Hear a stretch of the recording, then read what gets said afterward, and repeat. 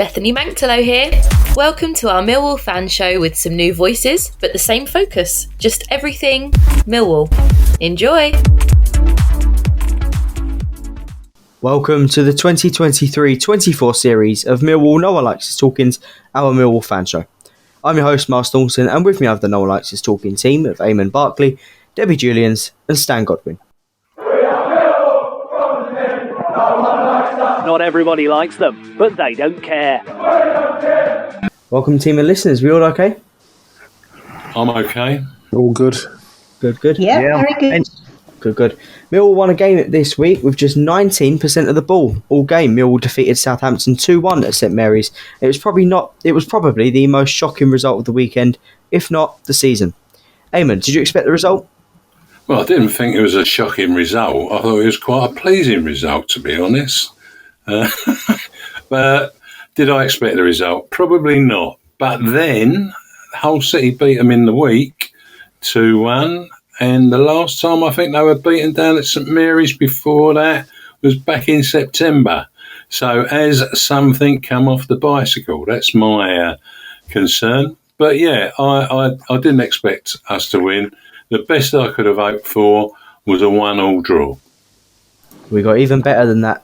Debbie, where can you see Millwall going on from here? Obviously, the return of Neil Harris. Do you think he can keep us up?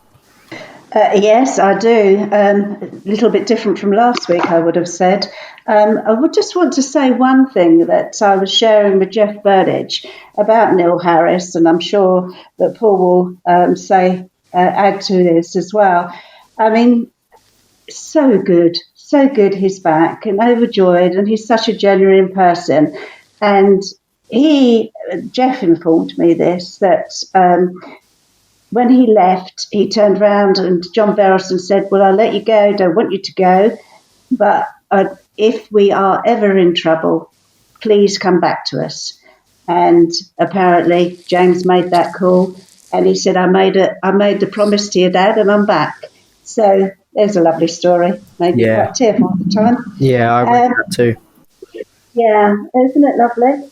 Yeah, good. He's a real Lionheart, and that's what makes it. I mean, we're now 20 in the place of the league, a single point behind Stoke City. Watford's mid-table, and I think yes. I mean, hopefully it's not just a new manager bounce. I think that the crowd gets behind, and we all work as a unit. We will get there. I mean, looks as though we'll be climbing back up very, very soon. So we're reaching out of the bottom. Definitely. Let's be hopeful. Stan, just how good was Japhet Tanganga in the game? He was excellent, wasn't he? Well, I mean, because he scored the goal. I mean, as I understand, he was having a good game up until that point anyway. Right, and then he scored the goal, and I've got absolutely no doubt that boosted his confidence and morale, right off the Richter scale, I would have thought. But, he looks a good player. I mean, but first couple of games he looked a bit ring rusty, if you know what I mean, because although he'd been in Germany, he hadn't played for a while, but that was because the manager that signed him then got the sack and somebody else come in. But I rate him. He strikes me as a player that's, in sometimes I think to myself, he's one step ahead of everybody else around him, right? And they're not reading him. But that's the impression I get. So, and I just think now he will go on and get better and better myself. That header off the line he took was just out of this world. Yeah, he came from nowhere and headed off the line. It was brilliant. Yeah. It was, didn't he? Just. Definitely. We'll take a break there and hear about our sponsors, G&M Motors, and we'll be back with our first guest of the evening. Hi, this is Jess Tuffield from G&M Motors. Operating from a modern and purpose-built facility in Milton Road, Gravesend, G&M Motors offers a complete range of new Honda cars and services. As well as new Hondas, we have an extensive range of used cars, including ex-Motability cars from a variety of manufacturers. Specialising in new Honda cars, G&M Motors has been retailing quality new and used vehicles to the people of Kent and South East London for over 4 decades. We have been a Honda dealership since 1972 and are the country's longest serving supplier of this renowned marque. Conveniently sited just 2 miles from the A2, 10 miles from the M25 and Dartford Crossing, visitors to our showroom are assured a warm welcome from our experienced and friendly staff. Our facilities include an on-site workshop capable of providing full vehicle servicing and repairs, as well as an extensive parts department offering genuine Honda parts and accessories. The expertise of our skilled mechanics is not limited to just Hondas, but extends to most makes and models of motor vehicles. Whatever your motoring needs, visit us at G&M Motors today. The newly extended hours of our G&M headquarters means that you can contact us from 8 a.m. till 6 p.m. on weekdays and 9 a.m. till 6 p.m. on Saturdays. To contact us, call us today on 01474 365 026. Thank you, Jess. Debbie Julians here. Don't forget to call Jess on 01474 365 026. G&M Motors have been dear friends of the Julians family for over 4 decades now, from my dad Lenny to me, Debbie, Lions together. I'm your host, Myles Thornton, and with me I have the No One Likes This Talking team of Eamonn, Debbie and Stan. Many thanks to our sponsors, G&M Motors. Why not go along, check the Hondas out and see what else they have on site at Gravesend. Our first guest this evening was born in Portsmouth in 1967 and moved to Millwall in June 1999 for a fee of £150,000. Before joining Millwall, he played for the likes of Southampton, Havant and Waterlooville. He became a fan's favourite in his 2 years at the Den due to his uncompromising style of play. He formed a lethal partnership with Neil Harris and won yet another Division 2 title with the Lions. In September 2001, he returned to Oxford, initially on loan, but a £150,000 fee was agreed a week later for a permanent deal. After initially a bright start at Oxford, things began to deteriorate due to results and change of manager. He left in the summer of 2002 and enjoyed Aldershot Town. He started well at Aldershot, but left in around Christmas 2002, and after he retired from the game in 2003 after some injury problems. Welcome to the show, Paul Moody. Thank you very much. It's great to have you on the show again. It's been a couple of years, and I understand you're in recuperation at the minute. How's that going? Great. Yeah, great to be back. I've just had a knee replacement 6 weeks ago today. Really frustrating, just being sat at home, doing my exercises, watching rubbish on TV, with the weather being like it is as well. Can't really get out. So, give me a few more weeks. I can't wait to get back to work, to be honest. Yeah, I know you feel. I've had just recently, 8 months ago, I had an ACL reconstruction, so boring, not much fun. Not much fun, eh? No. Mind you went on Santa's Christmas run, and that's a few months back after that. Definitely shouldn't have done that because I was awful. I couldn't walk after that, but all for a good cause. Yeah, well, Stan will be with you this year anyhow, so and so will Dean Wilson and Ted. All right, okay. Well, we'll have to ring Paul up and see if he can come round and do it. Probably not. I'll come he'll probably have another op and settle for watching boring rubbish on the TV. You know that'll be my other knee next. Yeah, that'll be the trick. I'll keep quiet about that run. Yeah, okay. Say no more, Debbie. Eamonn here, Paul. Undoubtedly, Saturday's result at St Mary's was definitely memorable for me, not shocking, as I said earlier on. Could you have anticipated that outcome? Well, actually, I did. It's funny because I'm friends with a lot of people on Facebook, a lot of Millwall fans on Facebook, probably a couple of thousand, and it's weird because the score, a picture kept coming up saying 2-1 to Millwall. And I don't know, I just think the players would have been so up for it. Neil would have got them up for it. And the fans were obviously played their part as well. So I'm not surprised that we beat them. But to be fair, I think this Saturday's game against Watford is going to be the test. I think we're going to be more up against it against Watford. Probably not as good a side as Southampton. But it's the mentality of the players again. Can he get them up for that? I think this is a bigger game, to be fair. It is going to be quite a tangle, that one. But yeah, let's hope he gets them up for that. Absolutely. That's right. Go on. No, I was going to say it'd be difficult after that game Saturday against Southampton. I don't know. I had a feeling that you knew we were going to beat them. Chopper's coming back. All the fans were up for it. I mean, me, along with probably 90% of the fans, were a bit unsure about him coming back. Was it the right decision to make? Raised a few eyebrows. But after listening to Chopper's, he'd done an interview, and to be fair, he's been away from the club for a few years now. He's learned stuff. So obviously he's come back more experienced to the same team. Yeah. So hopefully he's got some new ideas now, and he will get the fans behind and the players up for it as well. Let's just hope they can keep it going now.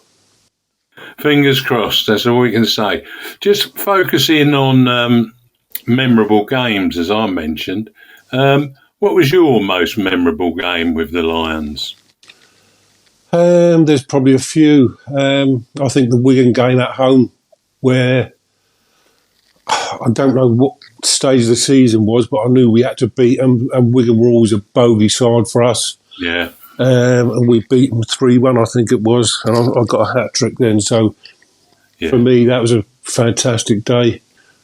The playoff, again, the semi-final against Wigan, which we lost over the two games, which I thought we'd done enough probably over the two games to have beat them, but a lucky deflected goal. See them through the final. Other than that, it's just games that I've scored goals in, I suppose, that you remember. But obviously the last game of the season when we played... Absolutely. Oldham, was it? Yeah, Oldham. Yeah, Oldham. We won 5-0. Again, got a couple of goals. Absolutely fantastic memories. But at the time, you don't really appreciate it. It's not until you look back now, 20-odd years later, and look at them times and think, was that actually me out there, you know? It was. Yeah, I know it was. I'm obviously paying for it now, but no, they were absolute brilliant memories. Yeah. I'll never forget that Oldham game. It was brilliant. It was absolutely brilliant. Yeah. Thanks, Paul. No worries. So I think we had to win the game to be champions. And there was no way we were going to lose it. No. It's Debbie here, Paul. You scored plenty of goals as a Millwall player. You've told us about your most memorable game. Can you tell us about the goal that remains high in your memory from your time at the Den? There's a few. Obviously, the hat-trick against Wigan. Another hat-trick I got against Reading. One of the goals, probably one of the best goals, was a little chip against Lee RMI in the FA Cup. Yeah. Remember that one. But I think every goal is important and special for different reasons, you know. Some games, if you say there's nothing on the game, I mean, there's something on every game, but when there's, like, you need to win to get promoted, that kind of thing, and you score goals, then you always remember them. I mean, they may even be tap-ins, but they're special goals, you know. Fantastic. Yeah. And you scored a lot. Yeah, I scored a few. I'm just gutted. Looking back over my career, I mean, I started off at Southampton, played a few Premier League games, got really fit, and I learned a lot there after coming out of non-league. Went to Oxford, and I was probably at my peak then. And I wish I could have joined Millwall a bit earlier, probably about 4 or 5 years earlier when I was at my peak. May sound surprising, but I was quite quick back in the day, and used to get a lot of goals by just sort of knocking the ball past the defence and going on from there. But yeah, obviously, the older you get, you have to change your game, and that's the sort of time when I come to Millwall, I had to sort of change my game a bit.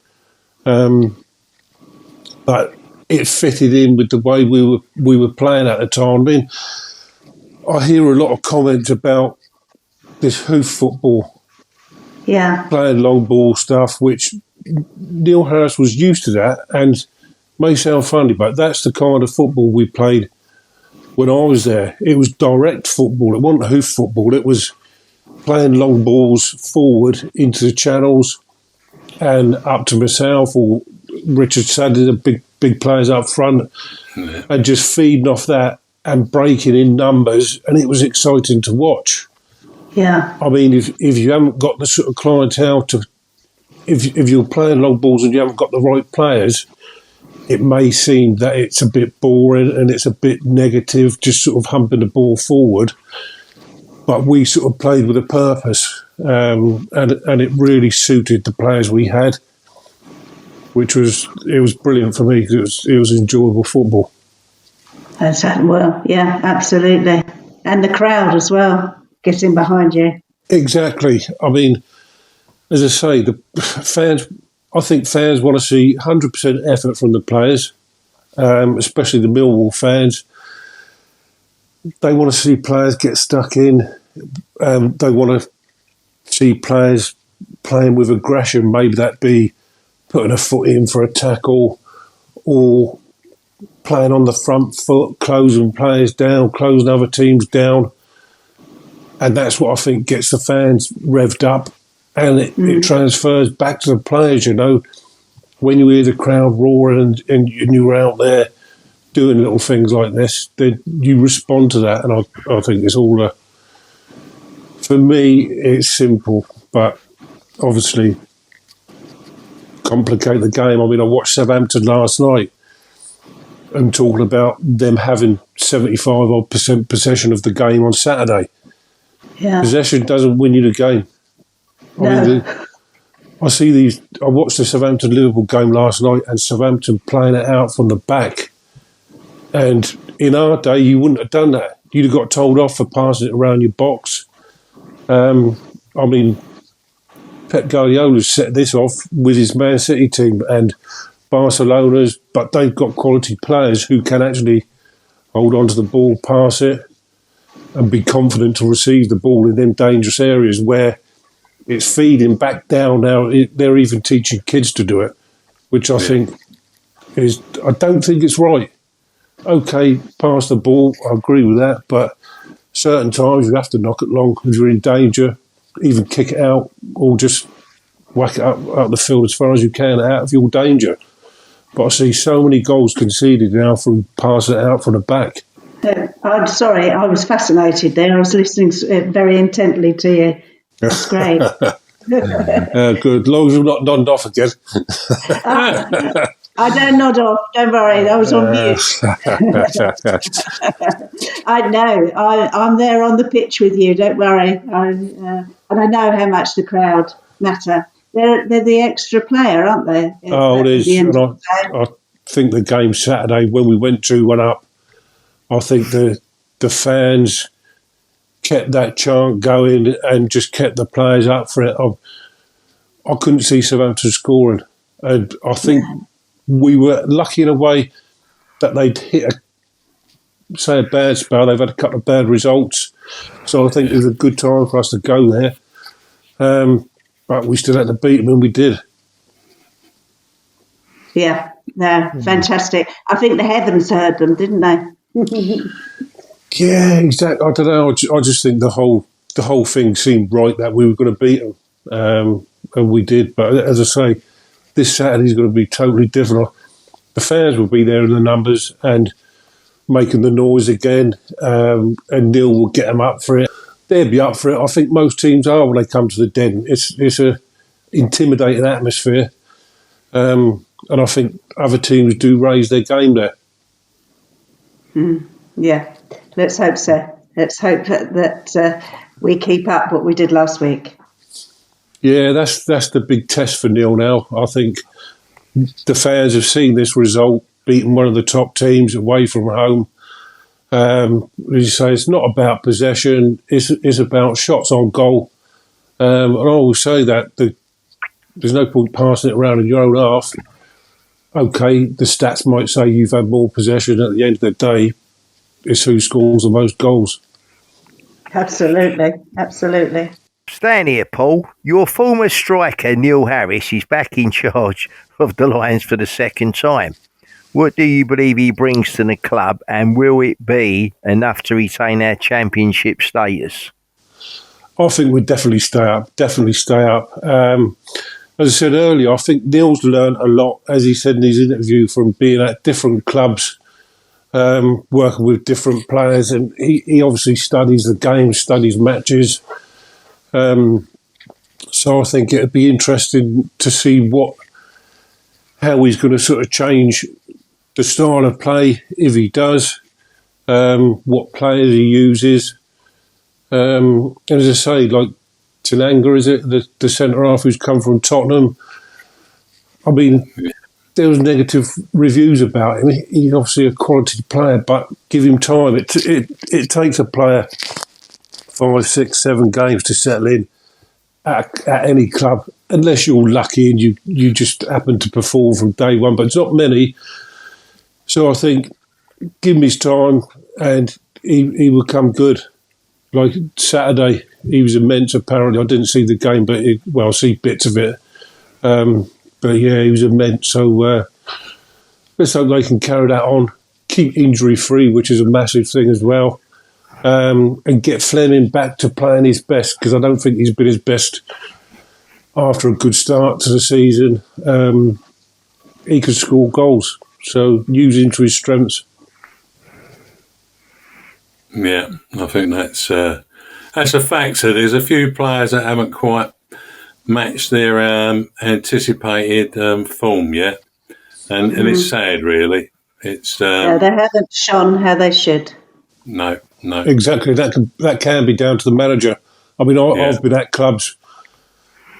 I won't name managers, but when I went back to Oxford after leaving Millwall, I really struggled with the managers and their how they went about playing the game and playing to players' strengths and whatever. And I just think when I went back to Oxford, there were some cracking young players there, but they were just wasting them, not talking to them right. I mean, man management for me is 90% of being a top manager. Yeah. Sometimes you need to put your arm around and sometimes kick up the arse, but you need to know which players you can do that with. And I think Neil is good at that. He'd be good at that. So I think that stands in good stead. Well, you certainly had a successful partnership with Neil. It was very effective. What was it between you and him that worked so well? And also, what was it about the tactics? And I think you touched on it a little bit earlier about the channels, etc., that the manager did to ensure the service that you got. Yeah, I think we played direct football. I'd call it direct football rather than hoofball. And I think me and Neil come from similar backgrounds, having played non-league football for a few years. Yeah.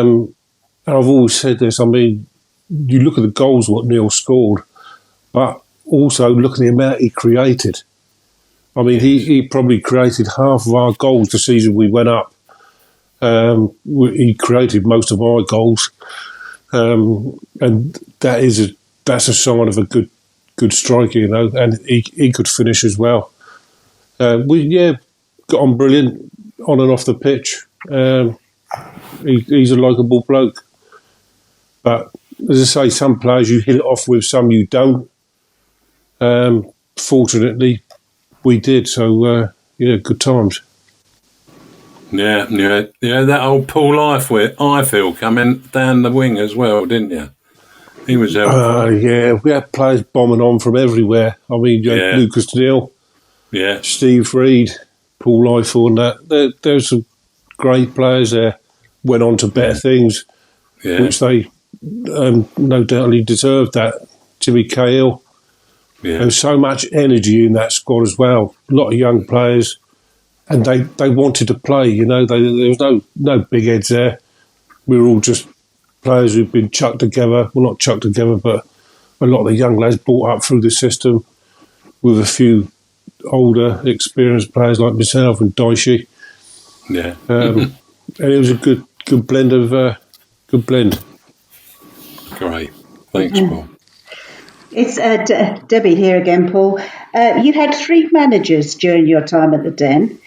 Who was the best to work under and who was the strictest? It's a difficult one. They all had their own qualities. I mean, Rhino and Macca brought me to the club, so thank them for that.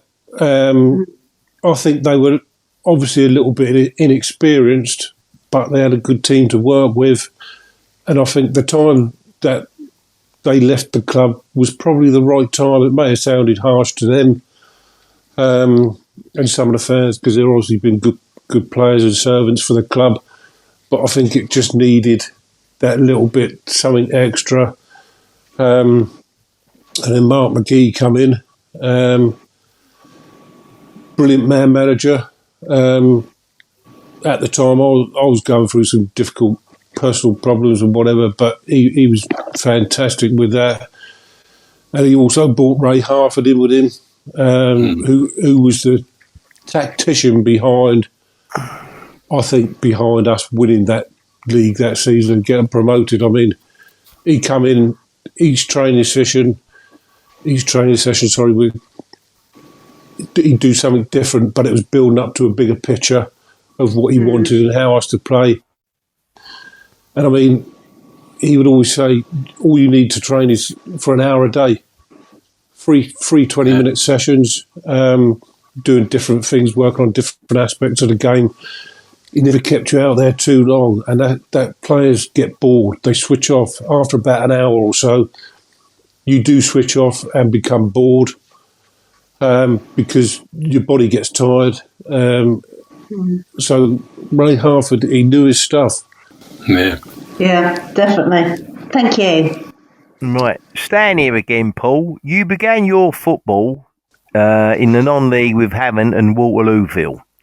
What advice would you give to youngsters these days who are playing in professional academies or playing first-team football in the non-league in relationship to achieving their dream of playing in the top 4 tiers? Well, I think you've just got to play every game and enjoy the game. I mean, I was playing with my mates, and it was more of a sort of social thing, luckily. And they're all local players as well. Back then, not so much now. And I think just keep going. I knew that I'd get a chance at some point. Maybe should have had it earlier on. When I was younger, people used to look at my attitude that I was a bit laid back. But I knew that once I was given that chance, I was going to take it, so players would get the chance. I mean, I've played against players in the league who are nowhere near as good as what I played against, I played with non-league. So there's probably 4 or 5 of them team I played with. It was Waterlooville at the time. They've since amalgamated. 4 or 5 of them could have played professional. A lot of it's down to sort of attitude and whether you actually want to go on further. Some players are quite happy playing non-league, doing their daytime job. But no, I was lucky enough to get a chance to go professional. The fire in your belly there. Yeah, there has to be. I mean, if you're good enough, you'll get noticed. And if you get a chance, take it. Because I look back now and think, what on earth would I have been doing? I was doing all sorts of different jobs. Painting, groundworks, roofing, window fitting, you name it, I've done it. Just to sort of pay your way, But obviously football gives you that chance to go a little step further with that. I mean, obviously I'm suffering for it now, health-wise, but at the time, brilliant career. Yeah, but you were doing something you loved as well. So, if football and with Millwall, it's in your belly, isn't it? It is. I mean, don't get me wrong. I always look back at some of my mates, and they love football more than me. I've got a couple of mates who are non-league, been non-league managers, and they are just football all the time, 90% of the time, they're just thinking it and whatever. Whereas I was like a little bit take it or leave it. But as soon as you got me out there on that pitch, I would always give 100%. Yeah. Especially when I was playing professional, because I didn't want to go back to what I was doing before. There you go. And I'm back here doing it now. Yeah. But that's life, yeah. It comes to that point where you can't do it anymore. I mean, I was lucky enough to get to 36, still playing. So I had a good probably 12 years in the professional game. So I can't moan. No, we stopped that moaning in here. Exactly. We stopped that an hour ago. Yeah. Brilliant. Paul, I'm afraid we have run out of time, but some great stories you've told us. Before you go, can I get a prediction for our home game at home, of course, to Watford on Sunday? I'm going to go for a 1-1, and I think that won't be a bad result, to be fair. Let's just not get beat. As I said before, I think this is going to be a harder game than the Southampton game. I think people have sort of seen we've beat Southampton and think this one's going to be easier one. We're at home, but trust me, this will be a hard game. If we get a win and a good win out of this, then that would be a fantastic result. Definitely. But I'm going for 1-1. Brilliant. Well, thanks for coming on. No worries, thank you. Thank you. Really enjoyed it. Thank you very much. Bye, Paul. Great talking to you. And yourselves, yeah. Speak soon. Yeah, cheers, Paul. Bye, Paul. Thank you. Thanks. Bye. Cheerio. We'll take a break there and hear from Eamonn Barclay talking to Harvey's Den Cafe's new owner, Ellie. Hi Ellie, lovely to see you here up in Harvey's Den again. And of course you've taken over from the Brown family. Cafe that they have here is just wonderful. Millwall shirts on the chairs, blue and white tablecloths, blue chairs, and all you guys in Millwall kit. Of course. Tell me, what goes on? When are you here? What can we expect? We're here Monday to Friday from 10:30 till 5 every day, open to the public. Everyone's welcome. We're open every match day from 11:30 till 2:30. We've got a new family, a new little CAF team, and the girls up here are all lovely and friendly. So who are the girls that are up here? We've got myself, Ellie, of course, and then we've got Nicole, who works during the week. We've got Michelle, who also works during the week. She's lovely. And Lena, who works on a match day. And my mum, Ellen, who's very well known. Very well known. She also helps out in here from time to time. So we've got a lovely little family team. To look after the community. Exactly. Wonderful stuff. So what's on offer at the cafe these days?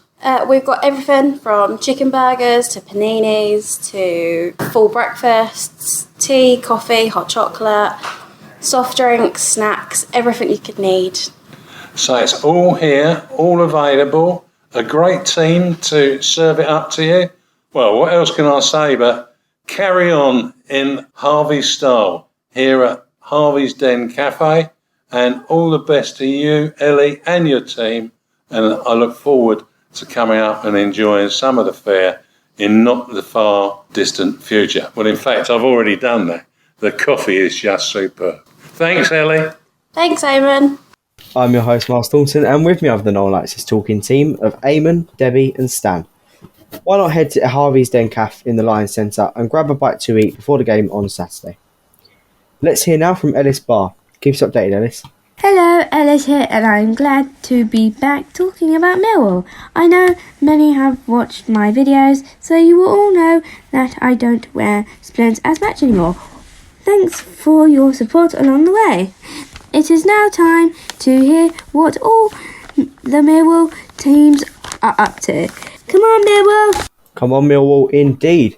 Paul Loding gave us an update on Millwall Romans and Pride. Let's see what Paul's to say. Hi, just want a quick update for the week. First and foremost, massive welcome to Neil Harris. Great to have him back at the Den. And what a great 3 points that was last weekend. Very, very, very, very well needed.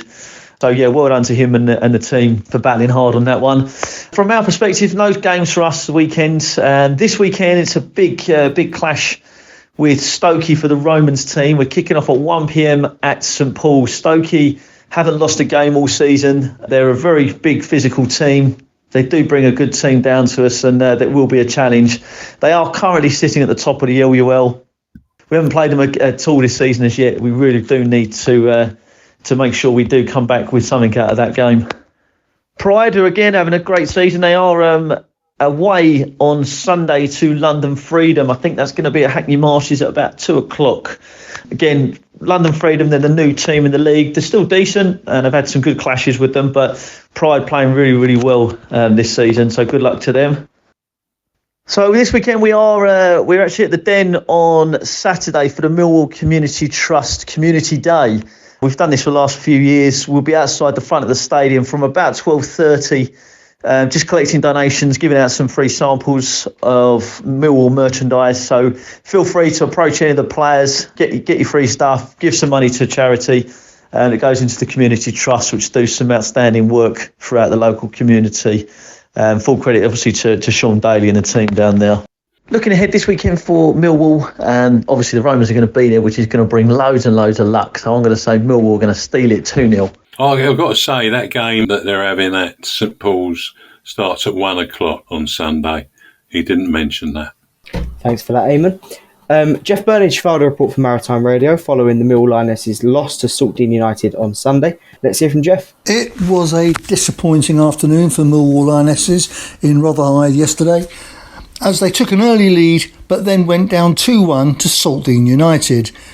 This was an anticlimax after the Lionesses' performance in cup games recently, but this London and South East Regional League clash never did stir the blood of the crowd. Top scorer Shannon Drew was injured, and Maisie Garwood and Chloe Burr had both been unable to train this week. So young Shay Bennett had a start after a string of substitute appearances, and new signing Chloe Francis worked hard up front on her debut, and she in fact set up the opener for Madison Grandis when she headed on a Melissa Jones throw-in. Saltdean scored twice in a minute to go ahead and ultimately win the match. Kyrie McKenzie's powerful shot on 22 minutes just about beat Chrissy Wiggins in Millwall's goal, and then a minute later Molly Hill scored with a brilliant effort with the outside of her foot from 20 yards. Liv McGregor and Ella Bailey were both introduced at half-time, but there were few chances at either end, and late in the game Maisie Joyce and Shana Giordani came in to try to rescue a point, but it was in vain, and the Lionesses went down to a narrow defeat. Next Sunday they travelled to the Queen Elizabeth Stadium to meet Enfield Town in another league game. And on a brighter note, the Millwall Lionesses all-conquering under-18 team reached the semi-final of the Capital Junior Cup, which they were defending, having won it last season, and they will be playing South London Lionesses on the 17th of March for a place in the final. That was a very good achievement to beat Impact FC away in North London, 2-0. Well done the under-18 girls and management. Now then, panel, Millwall host Watford on Saturday for Neil Harris's first home game in charge since his return. Debbie, we'll start with you. Can I get a prediction? Yeah, I think I heard a prediction. I don't necessarily agree with Paul earlier on, and he could be very right. But we're 20th place in the league. They're 11th. They're mid. I think we're climbing up, and they're going slightly down. They've not had a good run at the moment. I know we haven't, but we had a fantastic win last week. Only 2 wins in 11 matches since Christmas. I'm going to go, and a hearty believe in them, is 2-1 to us. Fantastic. Eamonn, how about you, mate?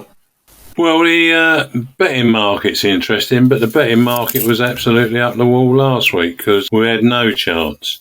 It was definitely one of those games when a friend of mine would say, put £20 on a game, select a result, and over time you'll make a lot of money. But anyway, we're odds on to win. Draw is almost 2-1, as is the Watford win. I don't know how they quite work those things out. I think Watford are going to be up for it. So I, too, am going to go very much like Paul, and I'm going to say that it's going to be a 2-2, the Lily White boys, all dressed up in green. Ho, ho. And Stan, how about you? I quite favour us picking up the 3 points. I mean, we'll be at home on Saturday. I think the crowd will be more than up for it this week.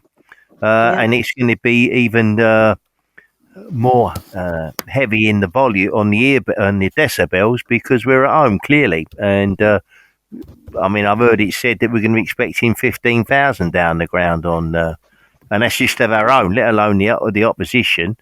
So no, I'm quite confident on come Saturday, and I think we'll win the game. Probably by the odd goal, but that won't matter. But I think we'll win the game, and then we'll see where that takes us. We'll take a break there and listen to Bethany Mantelow talking about the Millwall Community Trust and how you can sponsor them. The Millwall Community Trust, something that I, Bethany Mantelow, admire for all that it does. The Trust was established in 1985, works to provide sporting, education, social and healthy lifestyle opportunities to the local community in Southwark, Lewisham, North Kent and the wider community. Its work is targeted at people of all ages, irrespective of race, gender or sexual orientation, and runs programmes aimed at tackling social exclusion, racism, knife crime, lack of employment opportunities for young people, mental health and disability issues. The Trust aims to be a progressive and campaigning charity that makes a difference to ordinary people's lives. Its work is undeniably essential to the local community. They have sponsorship opportunities to support this work. Email commercial@millwallcommunity.org.uk. I'll say that again. That is email commercial@millwallcommunity.org.uk. Please help if you can. I'm your host, Myles Thornton, and with me I have the Millwall Lionesses talking team of Eamonn, Debbie and Stan. If you can donate, you will help our Millwall Community Trust to deliver all the programmes across all age groups to people within our community. Here is a new item on the show following feedback about last week's guests. Tales from Phil Coleman's boot room. Hello everyone, Phil Coleman here. I've been a Millwall fan since the age of 13. I think 1973 was when I watched my first game at the Old Den, and I'm an ex-player who came through the club from a schoolboy to the first team. I had 2 spells at the club with some successes and amazing experiences. Although I also had a 3rd spell, but I never played a game in that time. I never played hundreds of games for the club. I'm not a club legend, but my spells at the club were brilliant, with so many great memories and stories of the Old Den, players, my teammates, managers, some great games and experiences that I will share on this show. So here's the first of my Tales from the Boot Room, if that's what you'd like to call it. I'll start with how it all began and chuck in a few stories. I was playing for my old school, Rome Grammar School. Yeah, believe it or not, I was actually quite intelligent. There was an ex-student and Lions legend, Joe Broadfoot, who used to come and watch the games on a Saturday morning down at the Rome playing fields opposite Sutcliffe Park. He recommended to my PE teacher that instead of playing in goal, yes, I started out in goal, and right back, Joe actually recommended that I play centre back. And then after he saw me play a few games at centre back, he recommended me to the club. So thanks to Joe Broadfoot, a club legend, I got my first break. Later on, I started training as a 14-year-old with yet another club legend and coach, Billy Neal. I'd go down to Crofton Park Leisure Centre every Thursday evening and Billy would put us through our paces for an hour or so. Dave Memmott, another good player that I played with in the youth team and first team, he also trained alongside me and as the age of 14, 15. During the school holidays, I lived in Alnwick Road, so it was very easy for me to walk down to the old Peak Freens training ground on the A120 and trained alongside the other young players and pros. And the then manager, Gordon Jago, coach Theo Foley, who became a good friend, and trainer and great bloke, Jack Blackman. During those school holidays, I used to help out with the kit, but mostly I took it all in. I was watching players like, and here's a great list of players, Barry Kitchener, Alan Dorney, Brian King, Dave Donaldson, Barry Fairbrother, Terry Brisley, Phil Summerhill, Tony Hazel, Trevor Lee, Phil Walker, Ray Evans, John Moore. And I remember for a short time Chris Kelly as well. What a great group of players. The one thing that stood out, two things really, the intensity of the training and the fun that some of the players had on and off the pitch. I remember people putting salt in players' tea, players hiding in the big boot skips and jumping out on poor old Jack Blackman, making him jump. Loads of laughs off the pitch. One pro, Tony Hazel, good player. He was a very good pro, but he used to give the young apprentices some stick. And he was always moaning about us youngsters. One day he reported this to the manager because he couldn't see his face in his boots when they were shined. Anyway, one of the lads, I can't remember his name, but he got to raving up with him in the end and brought in a hammer and nails. And he used them to nail Tony Hazel's shoes to the changing room floor. We were all looking round the door, and as he put his shoes on, he nearly fell over. I think he later cut the end of his socks off as well, so priceless payback. Around that time, I also remember Phil Walker. What a great player he was. I played with him on my debut later on. I used to go into the away changing room at the Den after training on a Friday to talk to probably one of the first ever sports psychologists. And if my memory serves me right, I think it was Romark. Anyway, after a few weeks, I said to Phil, what the hell's going on in there? And Phil's reply was, he just makes me feel 10 foot tall and I can go and do absolutely anything on a pitch. As time went on, I had a lot of success at school level, played for the district, played for London at a county level. I was also invited and started training with Charlton and Arsenal, and Billy was including me in youth team games in the South East Counties League, where we played at Langley Park. And again, Billy used to pick me up in the club's blue Volkswagen Dormobile. What a top bloke Billy Neal was. Oh, he did everything for the youngsters. Anyway, one evening, Ted Buxton, one of the club scouts, and later went on to be Terry Venable's right-hand man, came round to our house and said to me and the parents, now you're 15 and 3 months old, we want you to sign schoolboy forms and commit yourself to the club. I think I found that pen in about 5 seconds, might have been less. This meant I had to stop training with the other clubs and just play for my school in Millwall. That was brilliant. That was where it got a bit serious, but I loved it. Well, that's the first short tales from the boot room. More experiences and stories to come. All the best, peeps. Just amazing stuff. Watch out for more next week from Phil. Our second guest tonight was born in St James's Road in Bermondsey next to a pub that's no longer there called the Sultan. He lived in the railway houses. In fact, he has, apart from 5 years when he went to Hong Kong because his dad was a nurse with the Gurkhas, other than that, he remained around the Bermondsey area, the Blue and the Bonamy. One of his 4 children and 1 sister was born in Hong Kong.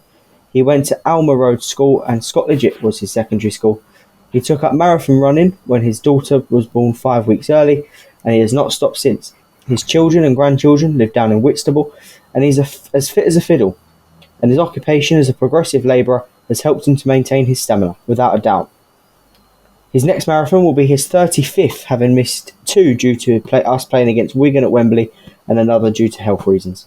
He's raised over £140,000 for children's charities over the years, and it is of course the celebrated Kevin Downey, who Eamonn caught up with before the show. Kevin, welcome to our Millwall Fan Show. You're involved in an event at the Pyrotechnics Arms, that's in Nunhead, to raise funds for Harvey Brown's MPS Society, which has supported the Browns and many other families in dealing with children with Morquio syndrome and other associated conditions. Can you tell the listeners what's happening down there at the Pyrotechnics and what you specifically will be doing there?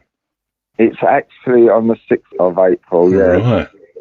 We're just trying to get as much money as possible to raise, as you said, for MPS Society. We've got a DJ, we've got raffles. It will be from 4 o'clock in the afternoon till 11 o'clock. We've got lots of memorabilia, Millwall memorabilia.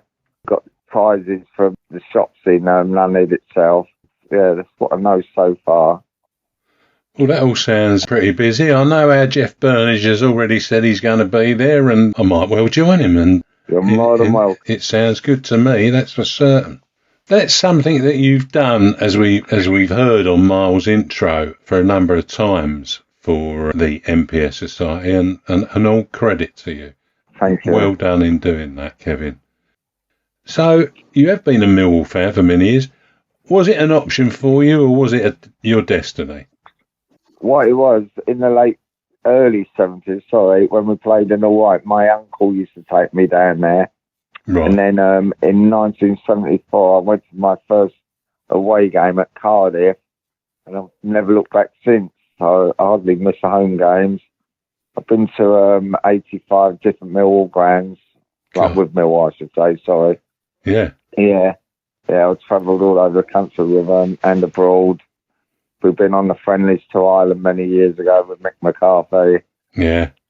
Yeah. Oh, Mick and his Irish. Southampton. Yeah. Well, that's fantastic. So, what are your thoughts on Neil Harris taking the reins once again at the Den? I was quite pleased personally, and then I couldn't make Saturday's game because I had to work. But what I see of it, if they can keep playing like that, and it weren't a one-hit wonder, I'd be very pleased. They seem to have got behind him, and they know what he is. Like, he is Mr. Millwall. Yeah, he's got that tag, and he certainly has the passion there for sure in what he says. 100%. Yes. Let's hope we get the same result on Saturday, and I'll talk to you about that in a minute. But what is your most memorable game at our latest Den? That's over the last 30 years.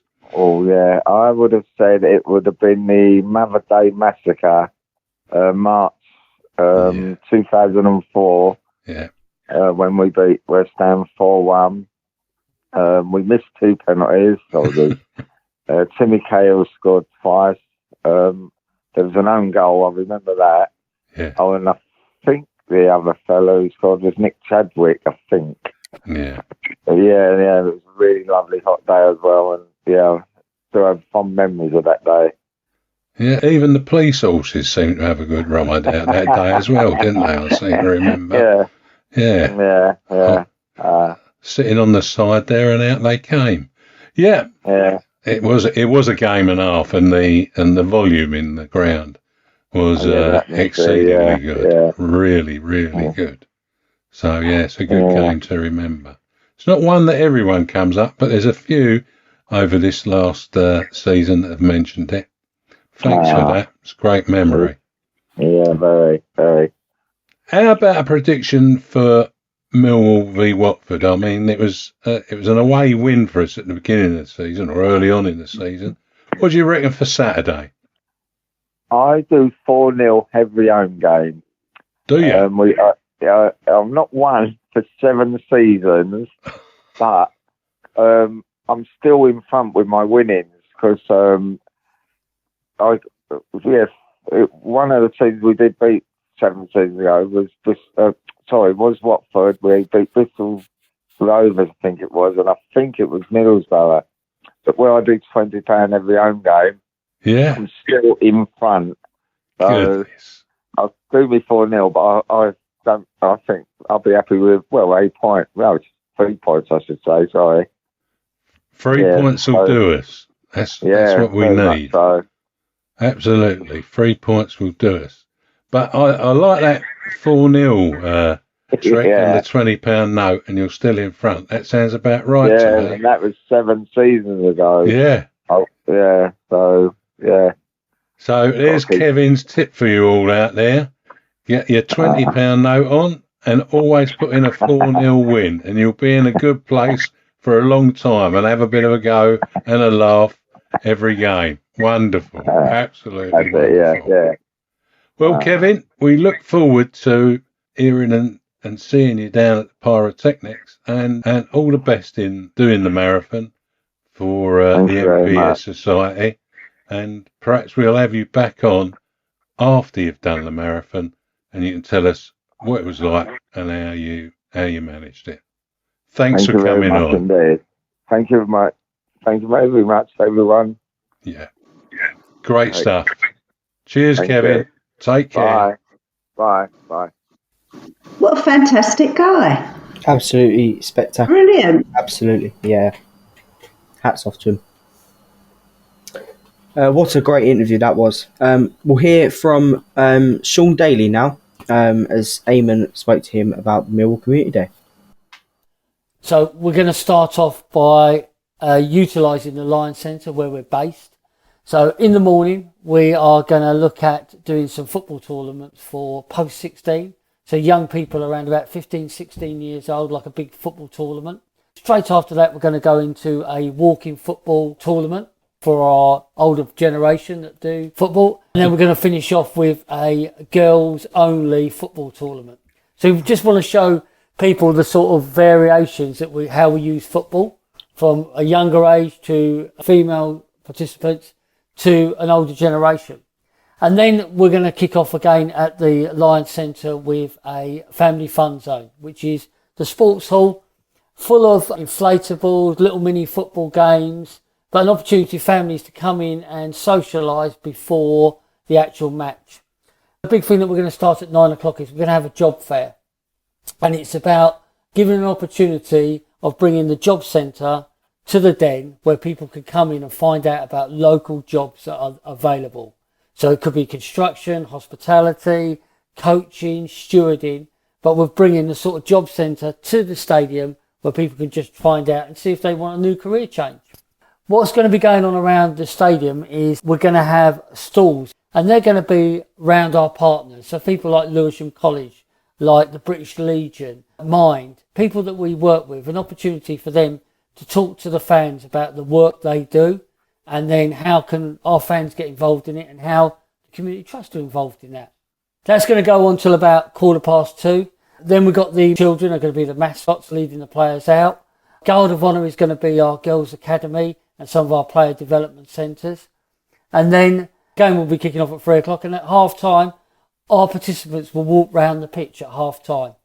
And then during that half time period, we'll be giving out some awards to organisations that we've worked with that are supporting our programmes. So there'll be an award for Lewisham College, where we place young people to get further education. Active Communities that do a lot of work around mentoring, social inclusion. There'll also be one for the Job Centre Plus, helping to get young people into employment. And then Youth First, who've helped us with the development of the Riverside Youth Centre. Thank you very much. Thank you, Sean. Make sure you get along early and see what is happening. Catch up with Jeff and myself, who will be about recording the thoughts of those who come along and those who are involved.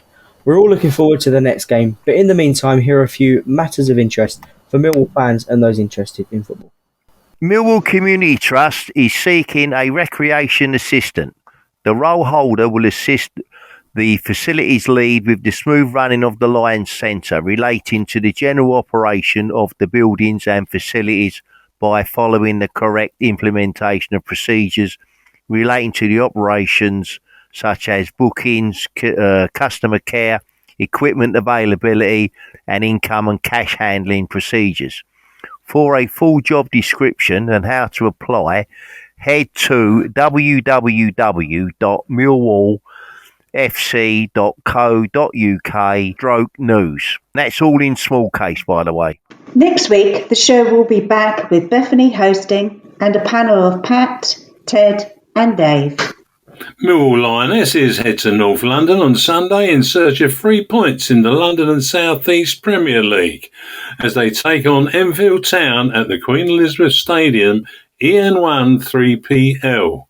Kick-off is at 2 p.m.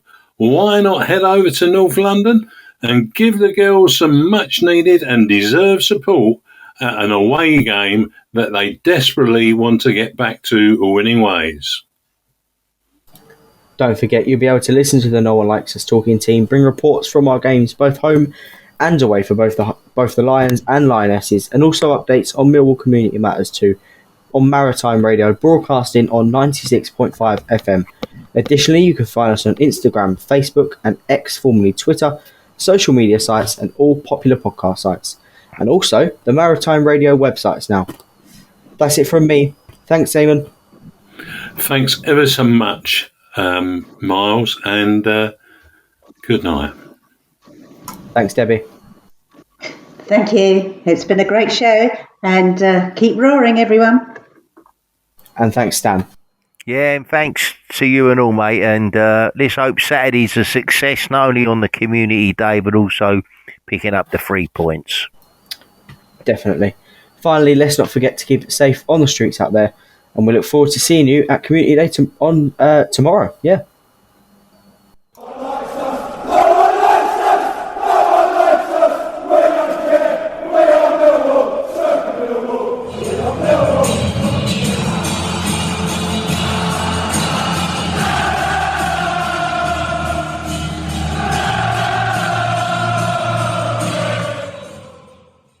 Our Millwall Fan Show is sponsored by G&M Motors of Gravesend, Honda dealers and much more.